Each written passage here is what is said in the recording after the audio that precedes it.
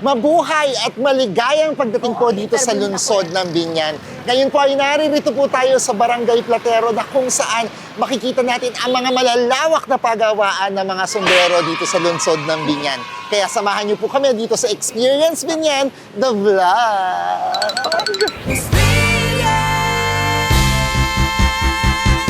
The city of heart. Loob ng halos 6 na dekada, nandito sa Barangay Platero ang Detros Hatmaker na nagbibigay ng trabaho sa maraming tao at nagpapakilala sa matatag na industriya ng sombrero dito sa lungsod ng Biñan.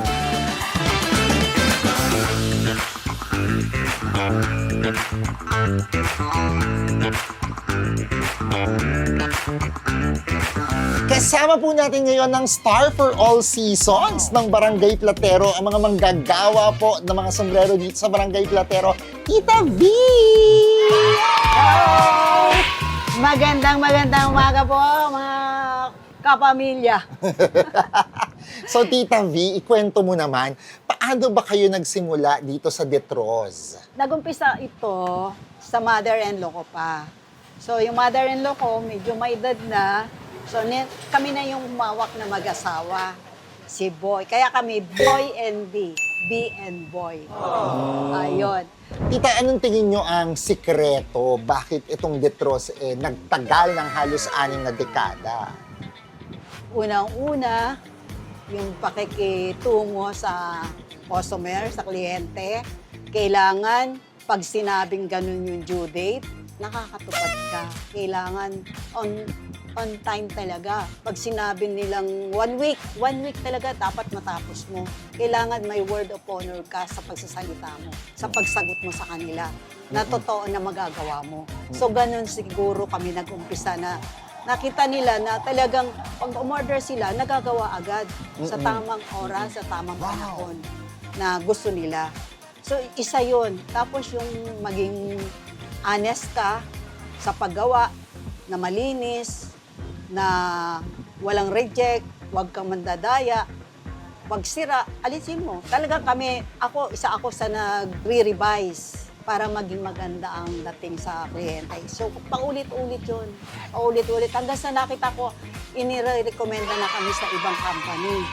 So, kaya dumami yung customer namin.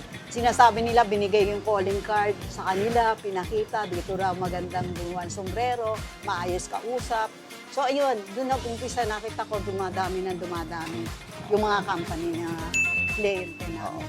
Tita, tingin nyo, paano kayo natulungan ng pamilya nyo dito sa industriya ng pagsusombrero? Ano-ano yung mga nagawa nito maganda sa buhay ninyo? Ako, napakadaming naging maganda ng hanap buhay namin na to. So, yung 4 kong anak, puro tapos yan. Puro tapos sila. Hanggang sa nakapag-asawa, talagang may maayos silang naging trabaho. At yung isa, nagmana natin ng business sa akin. Kasi accounting siya, so pinasok na rin niya ito. 2 na kami dito. Tapos yun, nakastadya kami ng meron kaming unang-una, dati wala kami sasakyan, nagkaroon kami ng sasakyan. Tapos dati, ang embroidery namin, yung mano-mano lang. So may computerized kami, 2. Tapos may nabili kami ng bahay, na lote, na kayo ng bahay, may apartment. So ito, lumaki to, dati kapraso lang to. Nabili namin ang ganda sa loob. So isa yun sa nakita ko. Hindi man sobrang dami, pero para sa akin, isang kayamanan na manggaling sa sombrero.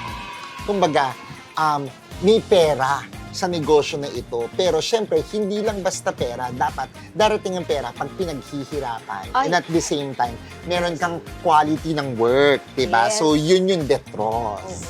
Yan. So, Tita, kilalang-kilala ang Barangay Platero sa paggawaan ng sombrero. Pag magpapagawa ka ng sombrero, kahit taga saan ka, pupunta dito sa Barangay Platero, dito maghahanap ng manggagawa. Merong ginagawang sombrero festival ang barangay, di ba? Yes. At tapos, ang lungsod naman ng Biñan, talagang laging pinopromote ang gawaan ng sombrero dito sa Platero. So palawak ng palawak talaga. So yun ang isang naiaambag pa rin namin na nakikilala pa ang hindi lang kami ang produkto ng siyempre pupunta yun dito. okay lang naman na kahit saan sila pumunta, basta sa ikauunlad ng ating Yes. barangay, ng Correct. Ambinyan. Correct. Basta yun. Yan.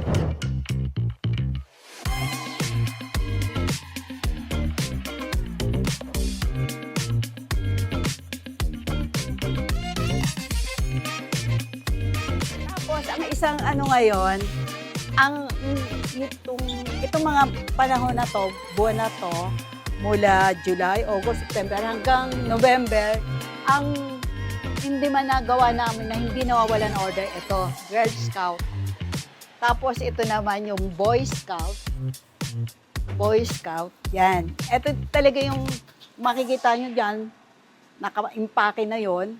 Yun ay mga order na. Kasi ngayon ito yung panahon ng, di ba, binyaga ng mga Girl Scout, Boy Scout. So ito yung mga buwan na ganito ang gawa namin. Walang patid yan. Tsaka ayan, yung mga pang summer camp. Ayan, meron din kami tinda niyan. Ito, nakikita nyo. Ayan, ito mga nakasabit na to. To, yan. Grabe, imagine mo, Vice Mayor pa si Mayor Jel, dito na siya nagpapagawa ng sombrero. Yeah. O bongga, bucket hat. O, eto plain. Tapos eto may mga buckles, stylish. O, ang nakakaloka pa dyan, na-flip. O, di ba? Blue. Tapos pwede maging kaki ba to?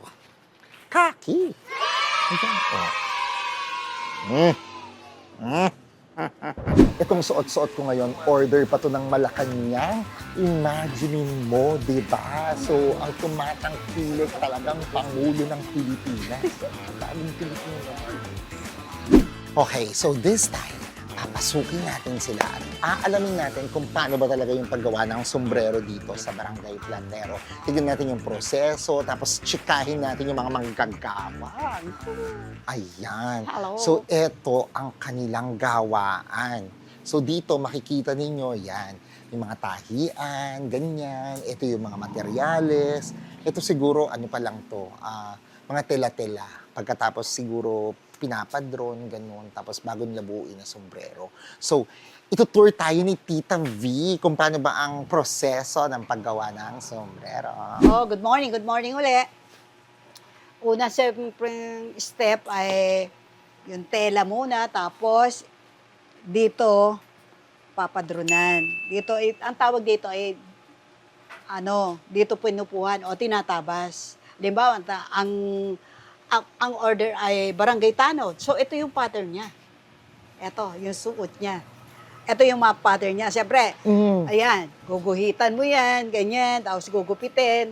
Pagkatapos na nagupit na yung mga panel, dadalhin niya yun sa embroidery yun. O, lalagyan ng embroidery. So, ang embroidery namin nasa labas. O, pagka na-embroidery, pupunta naman sa tahian. Una ang embroidery, Tita. Oo, hindi. Oo nga, no? Kasi Hindi nabuo. pwedeng buo yan. Hindi pwedeng embroideryhan na buo na. Mapwera, pangalan lang yung ilalagay. Pwedeng buo yung sombrero. Pero kung yung malalaki sa unahan, hindi pwedeng tatahiin muna tapos saka lalagyan. Kailangan munang dumipat sa embroidery pagkatabas. So, ganun. Tapos, pag natapos, bibigay mo na sa mananahi. Parts by parts eh. Dito nagbubuo ng ulo, tapos may nagagawa yung pinaka-visor, so wala lang dito ngayon. Tapos, pag nabuo, eto, yan. Dito yan lilipat. Ayun na nagbubuo. Tapos ito, may nagkabit na nito. Lalagyan naman ito ng, eto na siya. Yan. Ayan. Pag nabuo, yan. Eto na siya. Nilalagyan ng buckles, ang tawag dito. So yan, bago kinabit, nilagyan na ng botones, hindi pa buo. Nilipat ko na sa lagayan ng boton.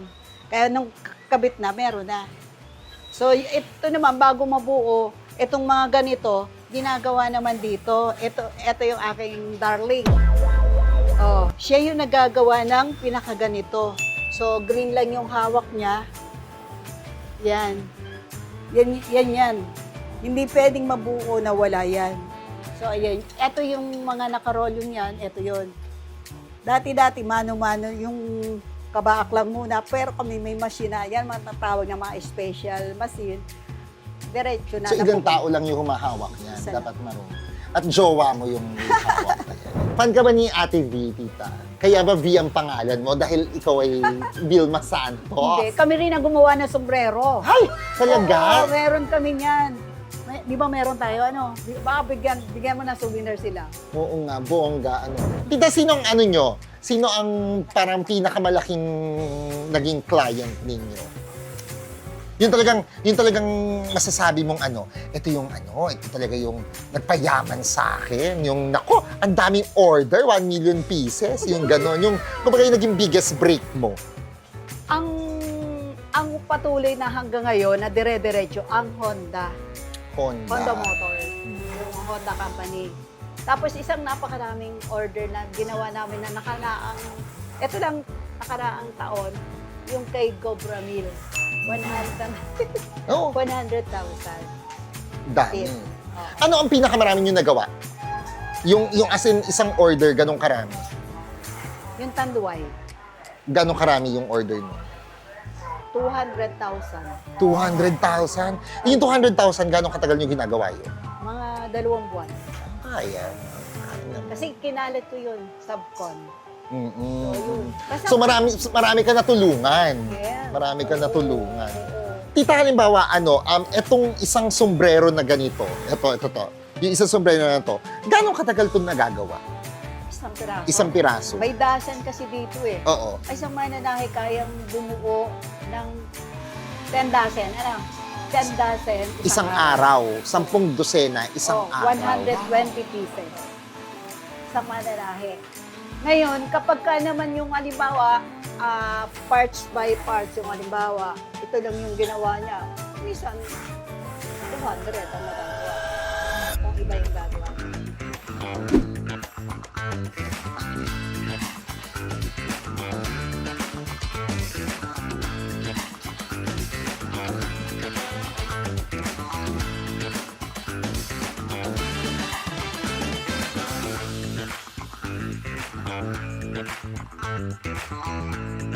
Ayan, medyo nakakapagod. Pero hitik na hitik tayo sa kaalaman ngayon na kung paano ba nagsimula ang sombrero dito, paano magpapatuloy ang sombrero, at syempre, kung paano napapangalagaan ng mga kagaya ni Tita V ang pagsusombrero dito sa lungsod ng Binyan. Kaya Tita V, imbitahin mo naman sila dito sa inyong Detros at dito sa Barangay Platero na suportahan ang napakagandang industriya na to ng pagsusombrero.